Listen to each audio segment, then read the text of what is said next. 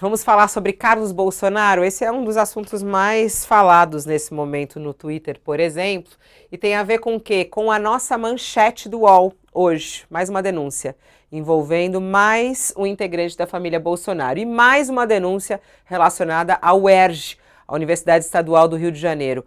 A UERJ pagou 2 milhões de reais a aliados de Bolsonaro, aliados da cúpula do PL, na Câmara e no Senado. E aí, por que o nome de Carlos Bolsonaro? Porque uma dessas pessoas que recebeu dinheiro foi um dos principais assessores do vereador Carlos Bolsonaro, filho do ex-presidente Jair Messias Bolsonaro, na Câmara do Rio de Janeiro. O UOL identificou nas folhas de pagamento pelo menos 20 aliados de Altineu Cortez, líder do PL na Câmara. Entre eles estão um vendedor de churrasquinho e uma acusada de praticar rachadinha que fizeram campanha para ele e que foi o quinto deputado mais votado do Rio de Janeiro no ano passado. O senador Carlos Portinho, líder do PL, teve a mãe e um assessor de gabinete empregados pela universidade. Tem também o Rogério de Medeiros, assessor do vereador Carlos Bolsonaro, e uma tia dele também apareceram nas planilhas de pagamento secretas da UERJ. A reportagem tem aqui vários dados e todos esses personagens que estão relacionados a esse desvio de recursos da educação brasileira, mais do que isso, da educação do Rio de Janeiro. A gente está falando da UERJ. O Michel é do Rio de Janeiro, né? E já até falou aqui sobre a UERJ. Você não estudou na UERJ, não, né, o Michel? Estudou na Estudei. UERJ, estudou na UERJ também.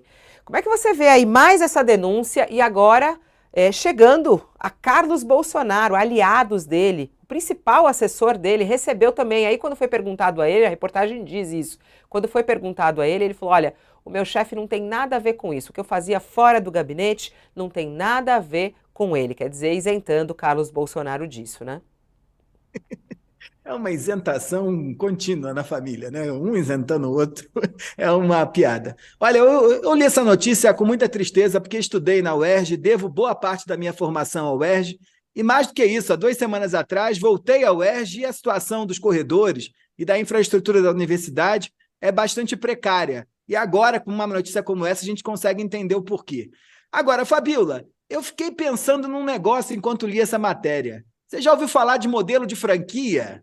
Isso nada mais é do que uma franquia do negócio do Jair, tão bem estudado pela nossa colega aqui no UOL, Juliana Dalpiva, né? Do mesmo modo que Jair Bolsonaro e sua família tinha aval do açaí, a gente agora tem o tio do churrasquinho, que embolsou em 4 meses mais de R$ 95 mil por um trabalho que ele nunca fez e nunca foi lá. Inclusive o UOL chegou na porta da casa dele, ele fugiu, se escondeu e não apareceu mais porque não tinha como justificar um trabalho de serviço educacional para quem estava lá só preocupado em ganhar o dia a dia, em ganhar a própria vida vendendo churrasquinho. Mas queria chamar aqui a atenção para o grau do absurdo que a gente está vivendo quando se debate, né? Ou se vê diante de uma matéria como essa, né? Eu tenho alguém que vende churrasquinho, um funcionário fantasma, que leva R$ 95 mil por 4 meses de trabalho, que dá mais de 20 e poucos reais por mês, enquanto um professor adjunto da UERJ, que fez concurso agora, ganha um salário médio em torno de R$ 6.000, R$ 6.500.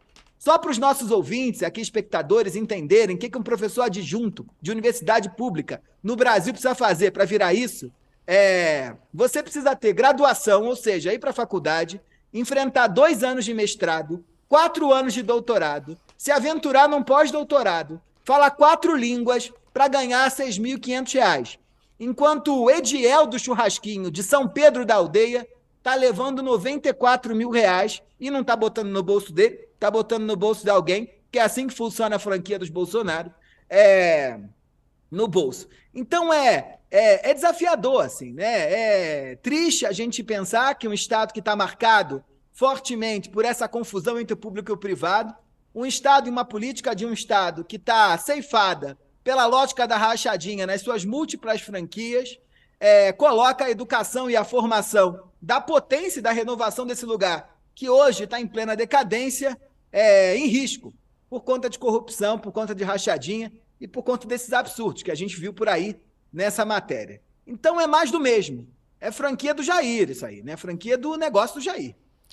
Eu gostei. O tio do churrasquinho é a nova Val do açaí. Muito bom, Michel.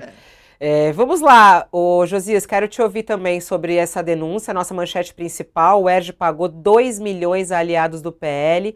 E eu queria saber, isso pode implicar a vida de Carlos Bolsonaro, do vereador? Ele pode ter alguma responsabilidade nisso, Josias? É preciso apurar, né, Fabíola? Eu acho que implica a vida do país, né? Esse assunto se tornou tragicamente corriqueiro para nós aqui. Nós já falamos sobre isso algumas vezes aqui no nosso programa, né? A equipe do UOL está escancarando numa série de reportagens um fato que é desolador. A Universidade do Estado do Rio de Janeiro foi convertida numa usina de torrefação de verba pública. Isso desafia a paciência do brasileiro. O desvio de verba que financiaria projetos educacionais para as mãos de prepostos dos líderes bolsonaristas do PL, para um assessor do 03, aí, do Carluxo.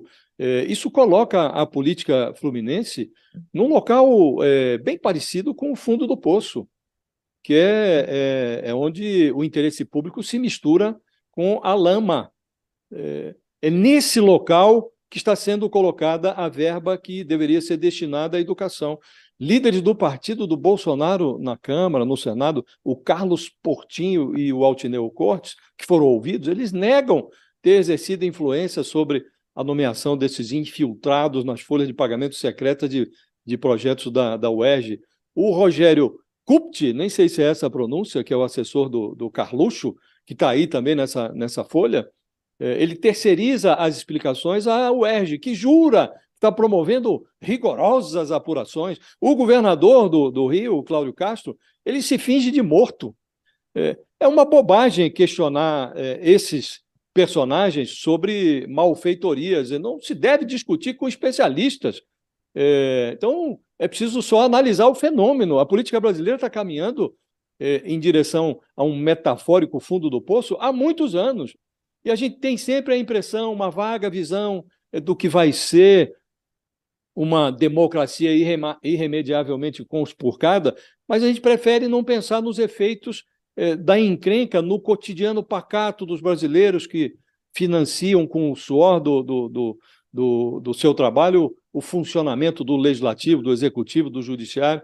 A gente imagina que o fundo do poço, Fabíola, é algo muito parecido com o inferno, um lugar que todo mundo sabe que é insuportável, mas que ninguém deseja conhecer para saber em detalhes como funciona. Pessoas se apegam ao fato de que a nossa frágil democracia já roçou várias vezes esse fundo do poço. E nem por isso o brasileiro médio deixou de tomar café de manhã, almoçar, jantar, assistir a novela de noite. Agora, cada vez menos gente está tomando café, almoçando e jantando, e essa explosão de vários escândalos simultaneamente dá a impressão de que o Brasil já não consegue adiar esse encontro com o fundo do poço terminal. A conversão de bolsa científica da UERJ em bolsa eleição, isto é uma evidência de que o lamaçal definitivo já foi tocado, Fabíola. Resta saber até quando o país vai aceitar conviver com o inaceitável. É muito triste isso vindo da educação, e como o Michel falou, que esteve lá recentemente na UERJ, viu a condição da UERJ, os professores que ganham super pouco diante desses valores que a gente vê aí. Bom, esses dados da reportagem, a gente recomenda que as pessoas leiam essa excelente reportagem do Rubem Berta e do Igor Melo, trazendo os detalhes desses pagamentos, né? Quer dizer, é uma reportagem investigativa aqui do UOL, trazendo detalhes sobre esse pagamento, esse desvio uma de série, né, recursos. Fabíola? É uma série. É uma série, né? E é uma coisa triste mesmo a gente ver isso, porque os fatos estão vindo à tona nesse trabalho extraordinário desses repórteres, e a UERJ vem sempre com a mesma explicação. Não, estão fazendo ali rigorosas apurações e tal. Agora, não pode ficar nisso, pelo amor de Deus, isso aqui é um caso gravíssimo. E quando isso vem junto com tentativa de roubar joia, falsificação de cartão de vacina, condenação do Collor, que é um escândalo de décadas atrás, tudo isso mostra que é preciso tomar uma providência, né?